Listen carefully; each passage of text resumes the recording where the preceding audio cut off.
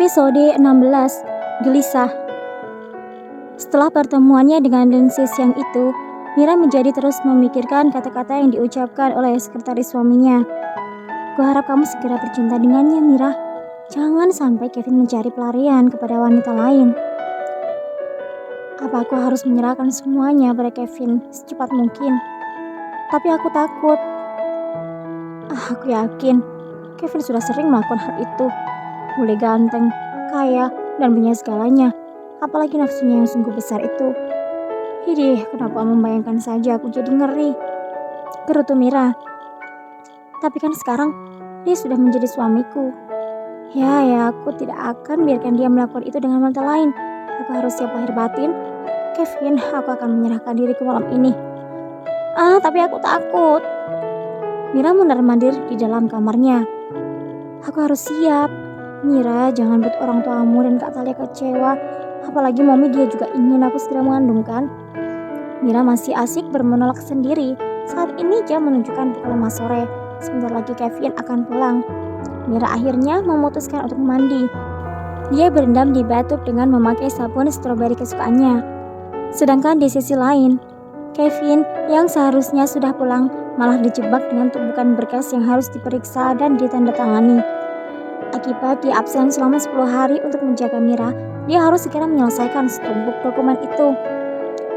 Meskipun Samuel terkadang juga sudah membawakan berkas ke rumah sakit, tapi masih banyak yang perlu diperiksa lagi. Lindsay masuk ke dalam ruangan Kevin. "Apa kamu tidak pulang?" tanya Lindsay. "Apa kamu tidak lihat? Aku harus lembur untuk segera memeriksa semua dokumen ini," jawab Kevin. "Aku perlu kutemani?" Lindsay berjalan menuju ke belakang kursi Kevin, menyentuh pundak Kevin dari belakang. "Tidak perlu, kamu pulanglah," jawab Kevin masih fokus.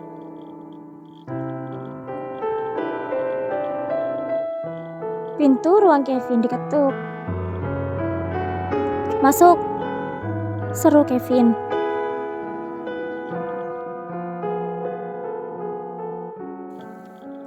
Kenzo masuk dengan membawa map di tangannya. Dia melihat Lindsay yang berada di belakang Kevin. Entah kenapa, dia tiba-tiba tidak suka dengan pemandangan itu. Bukan karena dia cemburu, tapi dia ingat dengan Mira. Kenzo yang sebenarnya mempunyai perasaan kepada Mira tidak suka melihat Kevin dan Lindsay terlalu dekat. Dulu, dia memang tidak terlalu menghiraukan mereka. Tetapi setelah mengenal Mira, entah kenapa dia merasa ingin melindungi gadis itu. "Maaf Tuan Kevin, ini laporan keuangan yang Anda inginkan," ucap Kenzo menyerahkan map yang berada di tangannya. "Terima kasih. Kamu boleh pulang sekarang," ucap Kevin. Kenzo membungkuk, kemudian dia melirik Lindsay sekilas. "Saya permisi," ucap Kenzo. Kemudian dia segera keluar dari ruangan Kevin. Kenzo mengepalkan kedua tangannya. "Kevin, apa kamu tidak ingat dengan Mira yang sedang menunggumu? Tapi kamu masih asik berdua dengan Lindsay. Kenapa sekarang aku tidak menyukai mereka berdua jika bersama?" batin Kenzo. Lindsay mengusap bahu Kevin. Tangannya semakin maju ke dada bidangnya. "Lindsay, lepaskan tanganmu dan pulanglah. Sebaiknya mulai sekarang kamu harus menjaga jarak denganku. Aku tidak ingin Mira salah paham lagi dengan kita. Jadi mulai sekarang, jaga batasanmu," ucap Kevin tegas dengan melepaskan tangan Lindsay yang ada di bahunya. "Hahaha, iya, aku tahu Kevin yang sudah menjadi bucin dengan istrinya. Tapi bukankah Mira tidak mau menyerahkan tubuhnya denganmu? Aku masih bisa memuaskan nafsumu selagi Mira masih belum siap," ucap Lindsay mendekat ke arah Kevin. Kevin yang tadinya duduk, kemudian dia berdiri berjalan ke arah pintu. "Aku sudah tidak tertarik bermain denganmu sama sekali. Miraku lebih indah. Bahkan dengan bajunya yang kuno itu, sudah bisa membuatku turn on. Dan ingat Lindsay, kita belum pernah berhubungan intim. Kamu hanya menggodaku dengan tubuhmu itu. Bahkan meskipun kamu telanjang di hadapanku kali ini, aku tidak tertarik sama sekali. Kenapa yang dimiliki istriku jauh lebih indah dari wanita manapun," ucap Kevin panjang lebar. Lindsay tersenyum sinis. Benarkah begitu? Lalu bagaimana kalau Mira tidak pernah siap sama sekali untuk menyerahkan tubuhnya? Tanya Lindsay sambil mendekati pintu di mana Kevin berada. Kevin tersenyum, lalu kemudian dia berkata, "Aku akan selalu menunggunya sampai kapanpun," jawab Kevin sambil memutar handle pintu. "Pulanglah, jangan menggangguku," ucap Kevin mengisyaratkan agar Lindsay segera keluar dari ruangan CEO itu. Akhirnya, Lindsay terpaksa keluar dengan perasaan yang sedikit dongkol. Kevin menutup pintu agak keras. Lalu kemudian dia segera menyelesaikan pekerjaannya. Sebenarnya dia sudah sangat merindukan Mira. Tapi karena HP-nya tertinggal di apartemen, jadi tidak bisa menghubungi sang istri. "Mira, tunggu aku sayang," gumam Kevin sambil berkutat dengan berkas-berkas itu lagi. Sedangkan di sisi lain, Mira memasak makan malam untuk Kevin. Sudah hampir selesai dengan masakannya, tapi Kevin tidak kunjung pulang. Dia melihat jam sudah pukul 7 malam. Kenapa Kevin belum pulang juga? Apa dia sedang lembur? Kenapa tidak menghubungiku? Oh iya, bukankah HP-nya tertinggal ya? Baiklah, mungkin sebentar lagi dia akan pulang. Sebaiknya aku menutamakan ini dulu di meja. Sejam kemudian, Mira sedang menonton TV. Dia sudah merasa mengantuk, tapi perutnya lapar dan Kevin belum juga pulang. Sebenarnya Kevin lembur kerja atau lembur yang lain? Mira menggelengkan kepalanya. Tidak, jangan berpikir yang aneh. Bukankah Kevin bilang kalau dia mencintaiku? Mana mungkin dia bermain dengan wanita lain? Tapi aku masih belum bisa membuat dia puas.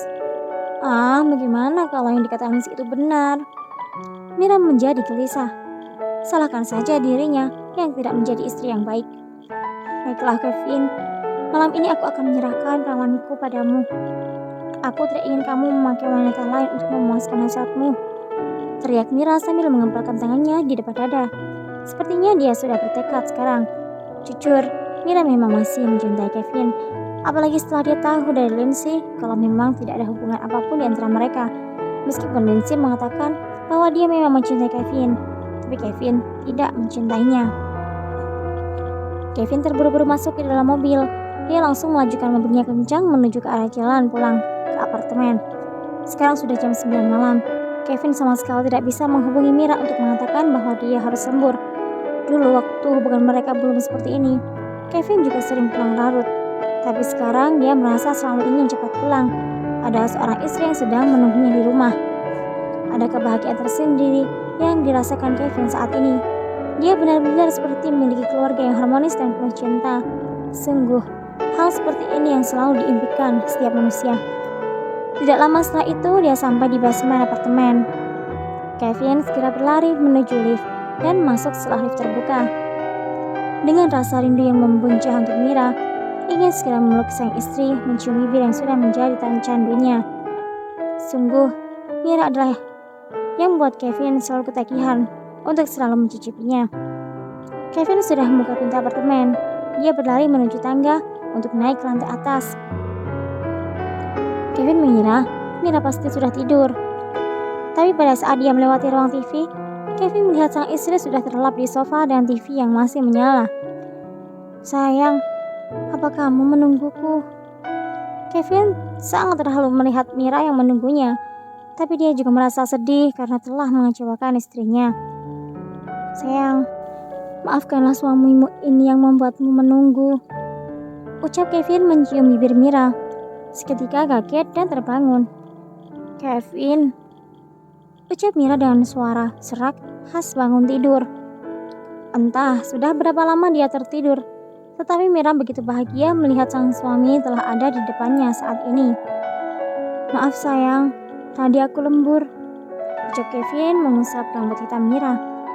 Tiba-tiba Mira memeluk Kevin. Entah kenapa saat ini dia merasa tidak ingin kehilangan suaminya.